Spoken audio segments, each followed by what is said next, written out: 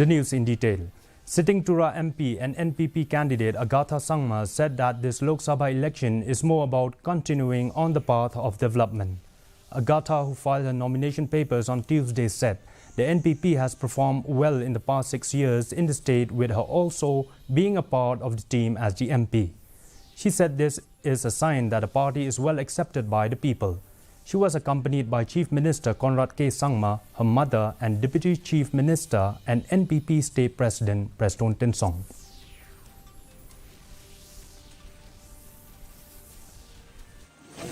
This election is more about continuing on the path of development, and I feel that because NPP has given such a, in these 6 years, wonderful performance in its governance, and me being a member of the NPP and being a member of parliament belonging to the NPP, it is a teamwork, and Mandirang Angna Puna Ode, it's a sign that the team and the entire NPP is something that is accepted by the people.